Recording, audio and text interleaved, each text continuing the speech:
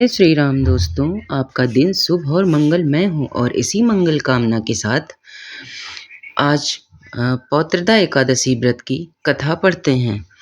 एकादशी तिथि हिंदू धर्म में सबसे विशेष महत्व रखती है। एकादशी तिथि जगत के पालनहार विष्णु भगवान और लक्ष्मी जी की कृपा प्राप्त करने के लिए सबसे उत्तम मानी गई है। हर माह के कृष्ण पक्ष और शुक्ल पक्ष की एकादशी तिथि पर व्रत किया जाता है। पौष मास के शुक्ल पक्ष की एकादशी पर पुत्रदा एकादशी का व्रत रखा जाता है। एक साल में 2 बार पुत्रदा एकादशी का व्रत रखा जाता है।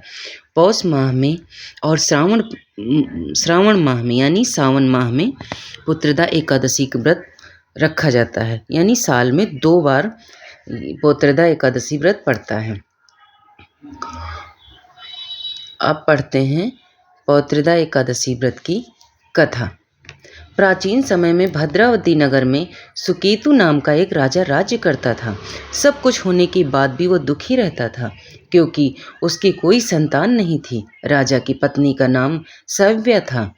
उस पुत्रहीन राजा के मन में इस बात का बहुत दुख हुआ था कि उसके बाद उसे और उसके पूर्वजों का पिंडदान कौन करेगा। बिना पुत्र के पितरों और देवताओं से उऋण नहीं हो सकते हैं। उन्हीं चिंताओं के बारे में सोचकर राजा हमेशा चिंतित रहता था।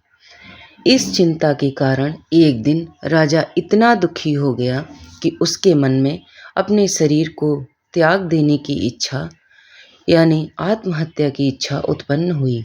लेकिन वह सोचने लगा कि आत्महत्या करना तो महापाप है। यह सोचने के बाद राजा ने इस विचार को अपने मन से निकाल दिया। एक दिन राजा घोड़े पर सवार होकर जंगल की ओर चल दिया। पानी की तलाश में राजा आगे बढ़ता रहा।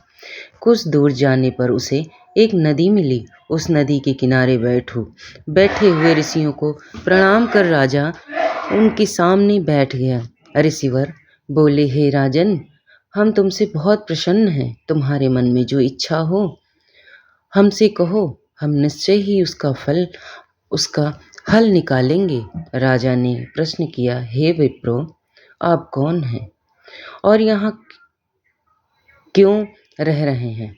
ऋषि राजा से बोले, हे राजन, आज पुत्र की इच्छा करने वाले को श्रेष्ठ पुत्र प्रदान करने वाली पौत्रदा एकादशी का दिन है और आज से 5 दिन बाद माघ स्नान है, इसलिए हम सब इस नदी में स्नान करने आए हैं। ऋषियों की बात सुनकर राजा ने कहा, हे मुनियों, मेरी भी कोई संतान नहीं है। अगर आप मुझसे प्रसन्न हैं तो कृपा कर मुझे एक पुत्र का वरदान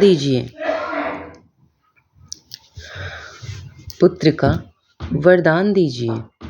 ऋषि बोले, हे राजन, आज पुत्रदा एकादशी है। आप इसका उपवास रखें और विधिवत पूजा अर्चना करें। भगवान श्री हरि की कृपा से आपके घर अवश्य ही पुत्र का जन्म होगा। राजा ने मुनि के कहे अनुसार पुत्रदा एकादशी के दिन उपवास किया और द्वादशी तिथि को व्रत का पारण किया और ऋषियों को प्रणाम करके वापस अपने नगर आ गया। भगवान श्री हरि की कृपा से कुछ दिनों बाद ही राजा की पत्नी गर्भवती हो गई और 9वें महीने बाद राजा के घर एक तेजस्वी पुत्र का जन्म हुआ। राजा बड़ा होने पर वीर, धनवान, यशस्वी और प्रजापालक बना। इस प्रकार जो भी निसंतान दंपत्ति पुत्रदा एकादशी के दिन विधिवत उपवास करते हैं तो श्री हरि की कृपा से उन्हें संतान की प्राप्ति अवश्य होती है। एकादशी का पारण अगले दिन यानी द्वादशी तिथि में किया जाता है। पंचांग के अनुसार पौत्रदा एकादशी व्रत का पारण 11 जनवरी को सुबह 7:15 से लेकर सुबह 8:21 तक कर सकते हैं।